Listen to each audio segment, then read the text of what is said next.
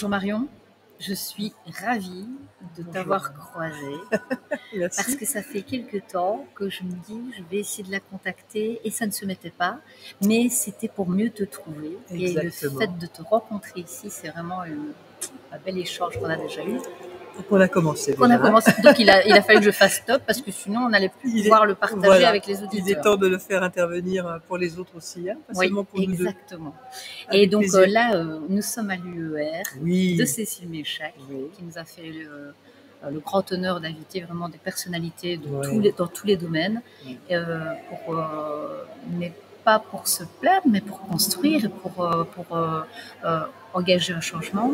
Et pour engager un changement, il faut quand même identifier certains problèmes. Oui. Et toi, tu as pu identifier certains problèmes. Qui ont d'ailleurs été le titre de ton livre, hein, donc Gouvernance perverse. Et là, tu vas nous expliquer un tout petit peu qu'est-ce que tu as découvert, parce que comme tu es psychologue clinicienne, tu as eu cette opportunité évidemment de voir énormément de victimes et de pouvoir peut-être faire des ponts.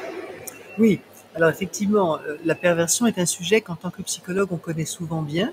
Non pas pour voir les pervers eux-mêmes, parce qu'ils ne viennent jamais en cabinet et ne se remettent jamais en question, mais pour voir les victimes de pervers.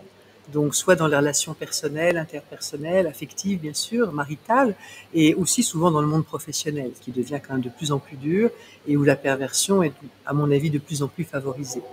Donc, ce qui s'est passé quand, comme tout le monde, j'ai vécu le début des années Covid, c'est qu'assez rapidement, je me suis rendu compte que les méthodes qui étaient employées étaient exactement les mêmes que celles qu'emploie le pervers.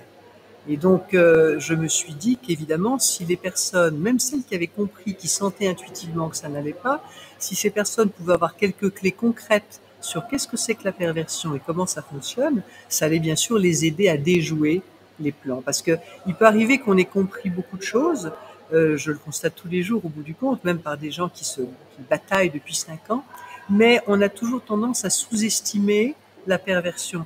Parce qu'une personne normale n'a pas suffisamment de cynisme et n'est pas suffisamment elle-même pervertie, c'est-à-dire tournée de travers, hein, d'une certaine manière, pour imaginer le degré de méchanceté et d'inhumanité que peut recouvrer la perversion. Alors, on parle de perversion, mais à l'heure actuelle, beaucoup de divorces, il y a beaucoup de divorces, de séparations, et on entend toujours dire « oui, c'était un pervers narcissique ». Oui, c'est vrai qu'on en voit partout. Oui. Parfois trop. Est-ce que c'est, voilà, justement, est-ce que c'est quelque chose qui a augmenté? Est-ce que la société a basculé dans une perversion, ou est-ce que c'est une mauvaise définition de la perversion? Il faut vraiment revoir la définition de la perversion. Alors, il peut y avoir des deux, parce que c'est vrai qu'on voit des pervers partout. Quelqu'un de méchant ou quelqu'un qui d'un seul coup ne vous aime plus et qui vous dit des horreurs alors qu'il vous disait des mots d'amour, c'est pas nécessairement un pervers pour autant. Ce qui caractérise vraiment la perversion, c'est, alors, quelque chose qu'on vit totalement politiquement en ce moment, c'est d'une part le mensonge, mais c'est aussi, et c'est ce qui distingue du mensonge, le fait de faire systématiquement le contraire de ce que l'on a annoncé, en fait. Et notamment d'annoncer que les choses sont faites pour le bien des populations, pour le bien des personnes, alors que c'est tout le contraire qu'on attend, que ce soit les contrôler, que ce soit les humilier, les abîmer, les pousser dans une direction qui n'est pas dans leur intérêt. Mais bien entendu, on n'attrape pas les mouches avec du vinaigre, on pourrait dire, de manière un peu populaire. Et donc, ce que font les pervers, c'est toujours de dire « Regardez cette chose formidable qu'on va faire pour vous », quitte à créer des situations, on l'a vu bien sûr pendant ces 5 années, ou bien exploiter des crises ou des situations. Et à chaque fois, après avoir créé le problème, bien entendu, on connaît ça, apporter la solution, comme si c'était une solution idéale pour les personnes, alors qu'en général, c'est au contraire une solution qui est préméditée et qui n'ira pas dans le sens de l'intérêt des populations. Ça, c'est la perversion. Alors, on la voit évidemment sur le plan privé aussi, beaucoup dans les entreprises, quand on demande à des salariés notamment de faire tel ou tel type d'intervention, en sachant par exemple qu'on n'utilisera pas leur travail, ou qu'on utilisera leur travail contre eux, pour les placardiser, pour les mettre de côté, quand on ne veut pas, de manière assez franche, leur dire qu'on veut se séparer d'eux. Donc tout ce système, si tu veux, c'est quelque chose qui doit se repérer comme avançant toujours avec un faux nez. C'est le mensonge, mais le mensonge, c'est un peu plus que ça. Il y a bien enrobé. Enrobé, et toujours ce qu'on appelle l'inversion accusatoire. Donc dès qu'on essaie de se défendre de ce que met en place le pervers, immédiatement il recule quant à ses propres intentions et accuse sa présumée victime d'avoir des mauvais états d'esprit, de mauvaises pensées, un mauvais état d'esprit, alors qu'en général pas du tout. C'était tout à fait pertinent. Donc voilà ce qui est vraiment visqueux, détourné et aussi il y a cette notion de désir, d'humilier, de faire mal. Dans la perversion, il y a une vraie jouissance à voir l'autre souffrir. Et c'est là que c'est un peu diabolique et que ça nous rappelle malheureusement des références que l'on peut constater actuellement en politique. En politique, bien sûr. Alors tu disais tout à l'heure, parce que justement, on avait déjà un peu discuté, je ne veux pas perdre qu'il y avait cette notion de déstabilisation, que ce serait le but recherché, c'est de parfois donner une version, puis de redonner une autre version, et le but en fait ce serait d'avoir un contrôle. Ah, c'est très probable, entre autres choses, bien sûr. Tout ce qui déstabilise une personne lui fait perdre ses repères. Parfois, ça peut aller jusqu'à une forme de dissociation, bien sûr. Et donc, quelqu'un qui est perdu dans ses repères, déstabilisé, est beaucoup plus facile à manipuler que quelqu'un qui est bien ancré dans ses valeurs, ses repères, ses notions, etc.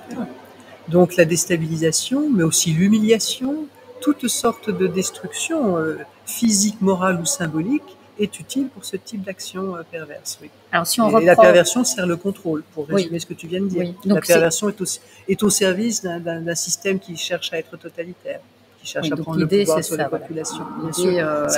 Bien sûr, cette perversion, moi je la décris plutôt en termes de méthode pour que les gens voient, comprennent et s'emparent de la chose. Mais bien entendu, il faut se poser la question de pour en faire quoi et pour aller où. Pour instaurer bien sûr un système totalitaire, bien entendu de type transhumaniste visiblement et peut-être encore d'autres choses, mais en tout cas c'est le but qui est recherché, un hyper-contrôle et une absence de pensée. Tu parlais tout à l'heure, je veux dire, de l'exemple justement de ce qui se passait avec les enfants, justement, il y avait des abus. J'aimerais bien que tu reviennes là-dessus parce que je trouvais que c'était très pertinent ce que tu disais par rapport à ça, c'est qu'on a fait pour le moment à l'heure actuelle, donc c'est les enfants qui sont victimes, on arrive à retourner la situation et il y a comme s'il y avait une protection du bourreau et un jugement sur la victime. Oui, alors ça c'est vrai dans plein de domaines actuellement socialement. Bon, les enfants c'est un sujet à part extrêmement important sur lequel on peut revenir, mais tu remarqueras qu'actuellement dans notre système, en tout cas en France, je ne sais pas si c'est pareil en Belgique, j'espère que non pour vous, mais par exemple les squatteurs, les gens qui se retrouvent avec une maison squattée, le squatteur est protégé. Par contre, si les personnes arrivent avec deux copains, même je ne parle pas d'être armés ou de faire des actions comme ça, mais juste des costauds qui disent on va vider la personne, on va juste leur rappeler qui est le propriétaire, si le squatteur se plaint, c'est eux qui sont au tribunal. Je veux dire, c'est un tel retournement des valeurs. Alors, ça vise à quoi? Ça vise effectivement à créer énormément de chaos sur le plan social et aussi à démoraliser, décourager, rendre les gens impuissants. Les faire sentir, le citoyen lambda qui est honnête, qui respecte les lois, qui paie ses impôts et qui entend juste pouvoir rentrer chez soi, doit comprendre qu'en fait, il n'est plus le maître de rien du tout, y compris de sa vie, de sa propre famille et de sa propre maison. C'est le but, un découragement. Alors, je ne sais pas si tu as entendu cette histoire de Gregorio Lenocci. Non, ce fameux père de famille. Enfin, il a protégé son... Enfin, il a protégé...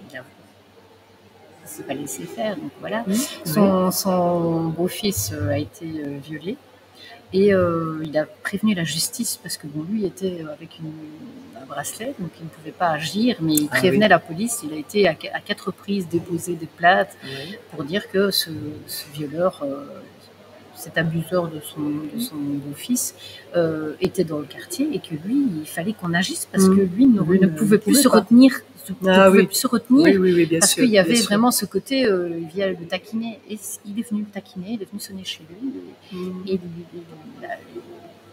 l'a tabassé, il l'a mis à mal, il était par terre, et il était entre la vie et la mort, parce que il a osé venir sonner alors qu'il avait prévenu. Et ce qui s'est passé, c'est là que je te rejoins, j'étais très surprise, c'est que ce violeur avait son visage flouté. On floutait le visage. Donc on protégeait l'identité du violeur, mais par contre, et on montrait l'identité. Voilà. Et on a montré totalement et on a démoli le père qui pourtant avait réclamé que justice soit faite le plus rapidement possible parce que lui ne pouvait pas se retenir indéfiniment. Et là, c'est là qu'on voit l'image que tu dis de cette société qui a inversé totalement. Les polarités sont inversées. Le bien devient le mal et le mal devient le bien. Ce qui pourrait nous rappeler des choses sur un plan plus spirituel. Et oui, mais c'est justement... On a une véritable inversion à différents niveaux, bien sûr. Alors, est-ce qu'on pourrait dire que justement, à l'heure actuelle, on voit, c'est vrai qu'on voit les écrits, et là je sais que tu parles quand même de spiritualité quand même dans tes interventions, donc je me permets, parce que je pense que c'est très important de l'aborder, c'est que la gouvernance actuelle n'a peut-être pas que le but de contrôler, mais il y a quand même quelque chose de l'ordre de l'eschatologie qui se passe, et que pour le moment, on est dans des signes révélateurs de l'apocalypse, on va aller clairement, le lever du voile, l'inversion des valeurs, il y a plein de choses qui sont mises en avant. Oui. Et est-ce que ce serait peut-être une forme d'outil et de révélation, et peut-être de basculement pour autre chose? Alors, ce qui est certain, c'est qu'il y a, comme tu parles d'eschatologie, c'est vraiment une eschatologie du mal, quelles que soient les références. Je n'ai pas envie de rentrer là-dedans parce que peu importe, quelque part. Mais l'Apocalypse, ce serait plutôt le dévoilement qui montre où le mal est. Mais est-ce que ça ne montre pas, justement, est-ce que ça ne réveille pas les consciences aussi de voir? Tout à fait. Si j'ose pas dire le bon côté, parce qu'il y a quand même énormément de souffrance derrière tout ça, mais c'est vrai que si les personnes ne se sentent pas totalement démolies, si elles ne perdent pas confiance dans le fait que le bien reste le bien et que ce qu'elles voient n'est pas normal, si elles ne perdent pas pied par rapport à leurs valeurs, si elles ne perdent pas pied, c'est l'enjeu. C'est pour ça que moi, en tant que psychologue, je m'en suis occupée, en disant ce qu'il faut, c'est aider les gens à comprendre que c'est un théâtre qu'on leur joue, où les gens savent très bien ce qu'ils font, où ils savent très bien qu'ils inversent les valeurs, ce qui veut dire que les vraies valeurs demeurent, et qu'il ne faut surtout pas se laisser abuser par ce faux système. Les personnes qui tiennent bon sur leurs valeurs, leurs vertus, leur fonctionnement, etc., elles sont effectivement dans une forme de dévoilement du mal. Et ça va être important parce qu'on ne peut pas se débarrasser du mal sans en avoir quelque part compris l'essence. Ça peut paraître peut-être dangereux, mais je ne crois pas. Je pense que quand on a le cœur pur et qu'on sait justement quelles sont les références que l'on veut avoir, eh bien pouvoir repérer le mal, c'est juste une façon de dire qu'on n'y cédera pas, et puis c'est tout. Et un mal auquel on ne cède pas. Le problème que nous avons, en tout cas en France, depuis une quarantaine d'années, parce que j'ai l'âge d'avoir repéré ça, c'est que nous avons reculé, nous avons laissé faire progressivement tout un tas de manipulations, si tu veux, de politiquement correct, de culpabilisation de la population, sur des soi-disant racismes. Alors je ne dis pas que le racisme n'existe pas, mais franchement je crois que pour parler souvent à des personnes de races différentes, si on peut appeler ça comme ça, en tout cas venant d'horizons différents, je ne crois pas qu'ils souffrent beaucoup de racisme en France en général, mais par contre on a tout fait pour culpabiliser les Français, leur dire qu'ils étaient racistes, qu'ils étaient machos, que les hommes sont culpabilisés, ils sont trop virils, le masculin est ringardisé, etc. Et tout ça est uniquement fait pour faire croire que nous sommes le mal, nous sommes dégradés, nous sommes arriérés, qu'on ne mérite pas et qu'une nouvelle société doit se mettre en place avec tout l'inverse, alors que bien entendu, non, c'est ça. Et ils ne le font pas du tout pour mettre en place une société positive d'un éventuel vivre ensemble sans racisme. Ils le mettent en place, simplement leur but pour l'instant c'est de diviser les gens, de monter les gens les uns contre les autres. Donc éventuellement les Noirs contre les Blancs, les musulmans contre les chrétiens, enfin tout ce qui peut se diviser, les hommes contre les femmes et réciproquement. Et tout leur but, c'est simplement de diviser. Si on comprend ça, on se dit mais il n'est pas question de se laisser diviser, les femmes et les hommes main dans la main, les Noirs et les Blancs main dans la main, et nous sommes juste pour une société qui fonctionne bien, où chacun est à sa place, où les vertus, le respect de l'autre, etc., ont de nouveau de la valeur, et votre fatras, on n'en veut pas. Mais il aurait sans doute fallu réagir plus tôt, plus vite, mais il n'est pas trop tard. Voilà, c'est ce que j'allais dire. Moi, je n'ai pas l'impression quand même qu'il soit trop tard. Maintenant, ça va être tout le temps plus compliqué parce qu'on est dans un système qui prend de la vitesse. Oui, mais en même temps, la révélation prend de la vitesse aussi. Oui, ce que tu disais à l'instant, c'est vrai aussi. Le yin et le yang, je veux dire, c'est tellement aberrant. Cette lumière et cette ombre qui tourne et qui change. Donc c'est tellement gros, c'est tellement caricatural ce qu'ils essaient de nous faire avaler que les Jeux Olympiques, ça a été super. Mais tout le monde n'a pas vu non plus. Tout le monde n'a pas vu en France. Mais beaucoup de gens ont vu. ou quelquefois ils ont vu après, ils n'ont pas vu sur le moment, puis quand on leur a réexpliqué, ils ont vu après. Donc, alors ce qui ne fonctionne pas bien, ce qui ne joue pas en notre faveur pour la révélation, c'est malheureusement le manque aussi de connaissances de beaucoup de personnes. L'éducation qui a beaucoup régressé, les symboles qui ont totalement régressé. Les symboles ne sont plus enseignés aux enfants. Je pense souvent aux contes qu'on enseignait dans le temps aux tout petits, qui était une façon extrêmement douce et pertinente de leur apprendre le bien et le mal aux petits. Oui, ceux qui sont pervertis aussi maintenant. Alors maintenant, c'est plus du tout les contes que nous avions, qu'on donnait à nos enfants à l'époque, où effectivement le bon était très vite identifié, l'enfant identifiait aussi très vite le mal, évidemment le bon allait gagner à la fin, et ça expliquait plein de choses à l'enfant, sur même la ruse du mal. La vilaine sorcière, elle était laide, alors qu'évidemment, au départ, c'était un peu caricatural, mais après, ça s'affinait. Mais c'était une magnifique façon d'enseigner les enfants, de les initier même en douceur. C'est ça, sans les traumatiser. Sans traumatiser. Parce qu'à l'heure actuelle, c'est ce que je remarque aussi. Oui, maintenant on est dans le trauma. Voilà, exactement. Et tous les films que l'on voit, je viens encore d'en voir, je pense que c'est Alpha qui vient de sortir, et je me dis, mon Dieu, mais en fait, on nous vaccine à la laideur. Donc ça veut dire qu'on habitue nos enfants à voir ce qui est laid. Ce qui est laid, ce qui est choquant, ce qui est violent, ce qui est contre nature, ce qui est wokiste, parce que je vais aller jusque-là. Hein. Quand on se retrouve avec une petite sirène qui passe des cheveux roux à noir, et c'est pas ce qui était mis dans le départ, et ça dénature. Donc ou alors deux femmes ensemble, parce que maintenant la Reine des Neiges tombe amoureuse d'une autre femme. Ah bah oui, parce que c'est dommage, c'est trop classique l'hétérosexualité. Et là, on parle de nos enfants. Ah, voilà. Et c'est pour ça que le rôle des parents, j'en parlerai demain, on a une matinée là-dessus demain, mais le rôle des parents est plus que jamais essentiel. Il faut que les parents réalisent que l'État essaie de prendre leurs enfants à différents niveaux. Bon, quelquefois de manière extrêmement concrète, mais autrement de prendre leur petit esprit, voir leur petite âme. Avec les Vras. Et avec les Vras, tout à fait. Et il faut vraiment que les parents se rendent compte, et il n'y a qu'un seul moyen, c'est d'éviter le plus possible l'État.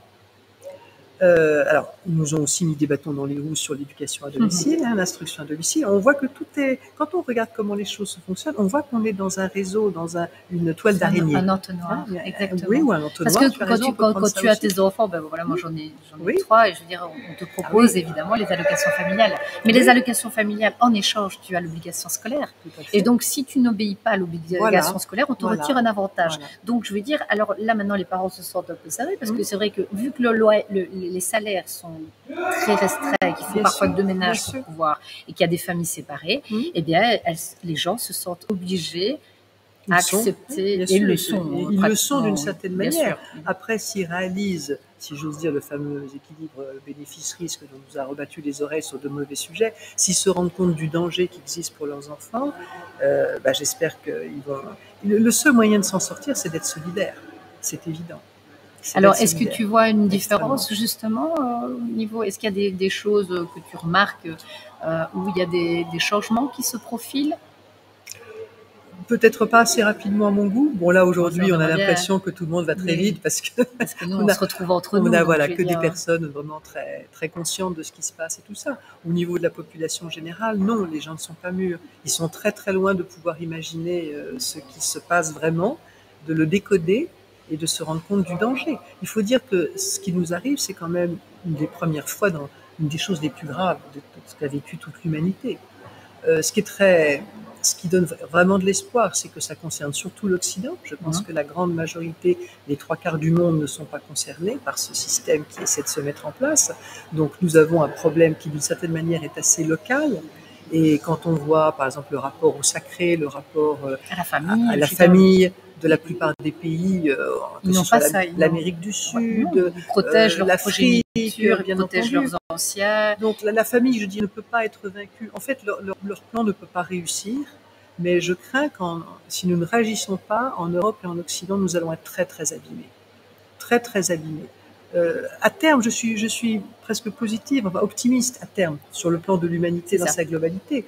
Mais si on ajoute à ça des raisons géopolitiques, dans lesquelles on sait par exemple que les États-Unis n'ont jamais été nos amis et ont toujours eu ce projet de détruire l'Europe, ils n'ont pas pu le mettre en route à la fin de la Seconde Guerre mondiale, mais ils le reprennent aujourd'hui. Donc on se rend bien compte qu'on est là, particulièrement en Europe, mais aussi aux États-Unis, en tout cas même en Amérique du Nord, on est vraiment dans une situation extrêmement dangereuse et qui ne peut passer que par l'éveil des populations. Il faut que les populations s'éveillent. C'est le seul moyen. Et on est aidé par les autres. Je vois par exemple, à condition qu'on ait des informations, qu'on n'a évidemment pas sur les chaînes mainstream, mais quand on voit comment les pays africains sont scandalisés par nos mœurs woke, par nos inversions de valeurs, etc. Et je crois que si la France est en train de se faire complètement débouter d'Afrique, c'est aussi à cause de ça. Ils n'ont plus aucun respect. Et aucun crédit. Ils n'ont plus de crédit. Nous n'avons plus de crédit et eux n'ont plus aucun respect pour des peuples qui inversent à ce point les valeurs dont ils savent qu'elles sont précieuses et qu'elles existent de tout temps. Ça me fait penser à cette réflexion qui dit que des populations qui ne préservent pas leur progéniture, elles sont vouées à disparaître.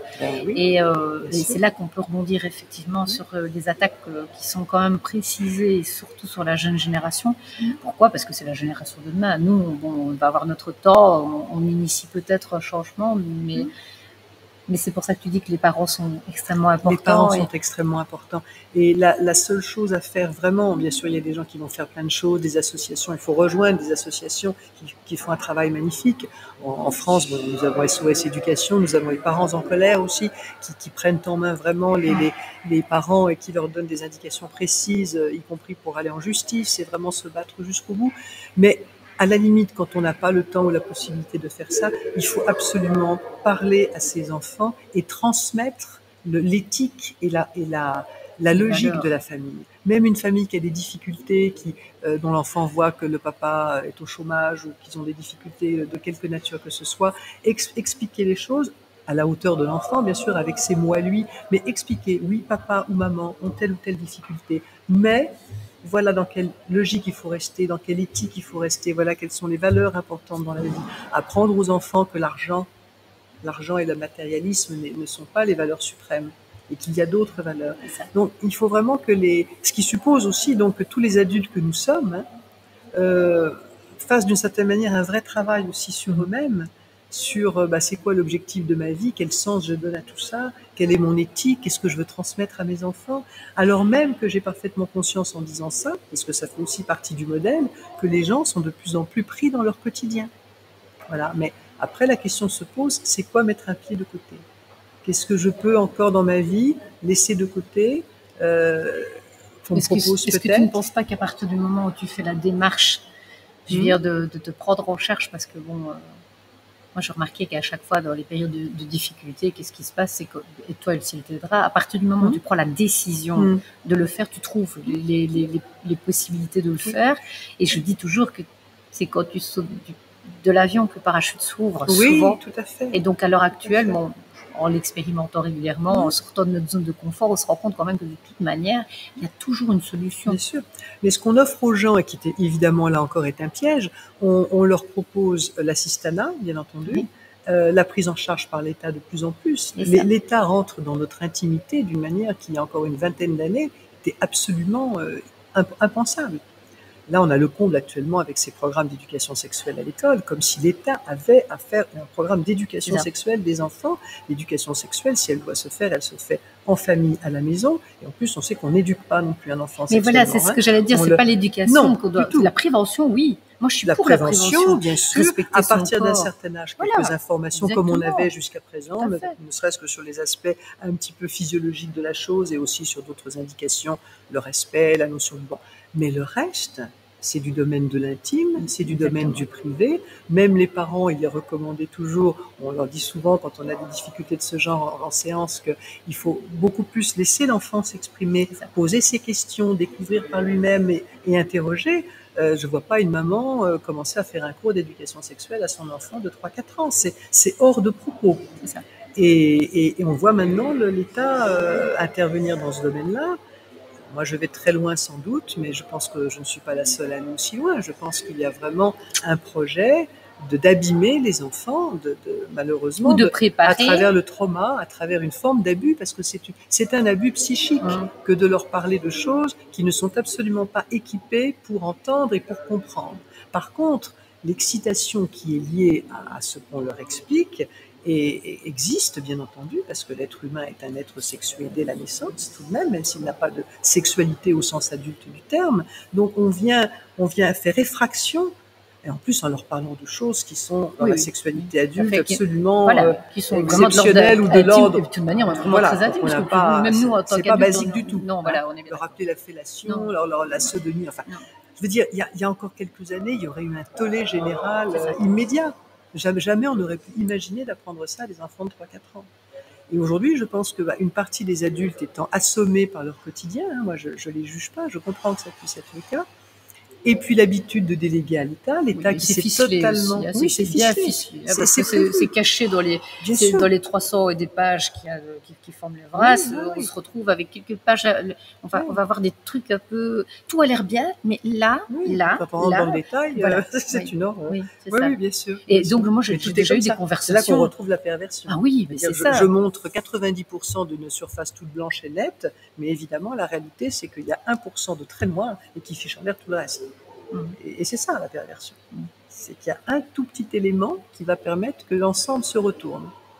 On va rappeler le titre de ton livre. Oui, c'est gentil. Donc la gouvernance perverse, donc la décoder et s'en libérer. Donc c'est aux éditions Résurgence. Résurgence Marco Pieter, que vous connaissez bien en Belgique, n'est-ce pas? Et oui, parce que c'est Puisqu'il est de là-bas, Marco Pieter. Voilà. À lire absolument pour comprendre et pouvoir se préserver, se prémunir contre les abus extérieurs, quels qu'ils soient d'ailleurs, parce que tu parles là de gouvernance, mais au final, c'est dans toutes les situations de la vie. Oui, je pars même plutôt des situations personnelles, interindividuelles et professionnelles, parce que la gouvernance, pour aller ensuite vers le politique. Aider les gens à comprendre ce qui se passe. Eh bien, écoute, je te remercie d'avoir accepté d'avoir discuté avec moi. Et puis, j'espère qu'on aura l'occasion encore de pouvoir discuter ensemble sur les reporters citoyens. Avec grand plaisir. Merci à tes auditeurs et merci beaucoup à toi. Avec plaisir.